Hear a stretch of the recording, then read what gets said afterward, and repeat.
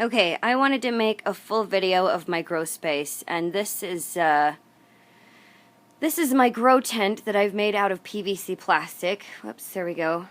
And I'm still kind of working on it, so there's some stuff like building supplies around. But the whole thing is covered with painter's plastic, and the doors don't fit exactly perfectly, but whatever. They seal it pretty good. And I put this other piece of plastic here, let's see, right there, to make an extra air barrier. Okay, then up here I've got a 300 watt LED. Those are 3 bars. They're 100 watts each. They draw 100 watts each. This is my Mars 1200, which is 550 watts, and at the moment I've only got one switch on. I was running both switches, but I want to see if I can get away with only running one switch at a time, because then that would save the light longer. And I'm using the veg switch right now, and it's still, I know you can't probably tell what the colors are.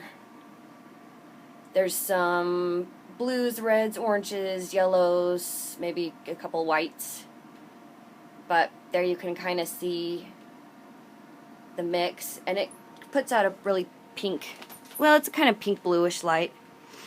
And then that distance from my light to the tops of, okay, my tallest plant is my Maxima over here. That's this little hanger.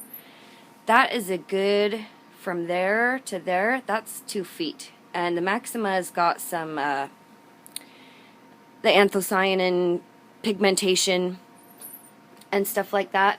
So it is getting lots of light. And then, oh my God, look, my buds. Hang on. Look it. Bud. I'm so excited. I haven't looked at that plant for like 2 days, and I swear they pop out so fast. Okay, so then I've got those wire shelves, these ones that everybody uses for their plants, right? This is normally about a 7 foot tall shelf, or 6 feet 7 inches, and I unscrewed it and I took it apart. Whoops, I took it apart, so I unscrewed it, and I just put both racks together so that they are together, and then I covered the tops with egg crate louver so that little pots don't fall through and stuff. Underneath I have Tupperwares that I trimmed because it's just easier if they're a little shorter.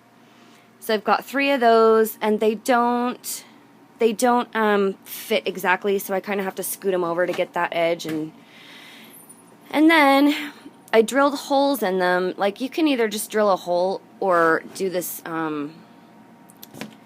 this isn't focusing very well. There we go. I drilled a hole in the tray and put a brass fitting in there and caulked it so that I have a little bit of water standing to act as a sort of humidity tray. And then the piece sticks out at the bottom, and I put this is I think 1/4 inch tubing and a hose clamp, and then that just drains down into the bucket. Actually, that one drains into that thing, and then these 2 drain into my bucket down here. And on the other side I have the same thing, and they drain into a bucket as well. Okay, and then my grow, this one was handmade. This wooden structure, and it was not built for the light, it was built for a little T5, so I'm gonna have it extended. And then inside of here I just have one of those cheap greenhouse plant shelf things, and at the bottom I have a piece of plastic that goes, they're made for ceiling panels, and that's a solid thing, and I've got it in there and angled so that I just drilled a hole in the bottom, and then it drains out down into one of these plant trays. This is about, let's see, where's my hand? This distance from the floor to the bottom of the thing is about 6 inches. And so I've got just a giant Tupperware lid under here to catch extra things. But then oh my God, spider, hang on. Okay, I got the spider. Oh, he was moving slow. He was down there. It's a hobo spider. I smashed him with a hammer. I hate those things. They're so fast. Okay, then I've got my giant humidifier that is like 2 feet or maybe 1.5 feet. The little reservoir bit here holds 2 gallons, and then this bottom part holds 2 gallons, so it's about a 4-gallon thing. And I can turn the humidity up to like as high as I want, or I can just have it turn off at like, I don't know what that CF is. I've never seen that before, but I've had this humidifier for years.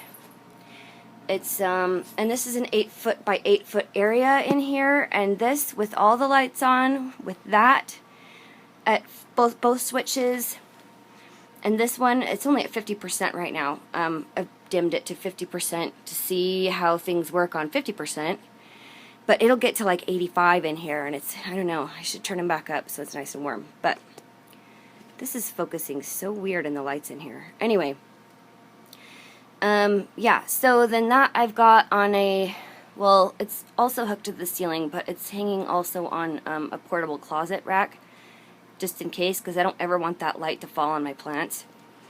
Even though I've got hooks in the studs in the ceiling, like, I'm one of those kinds of people.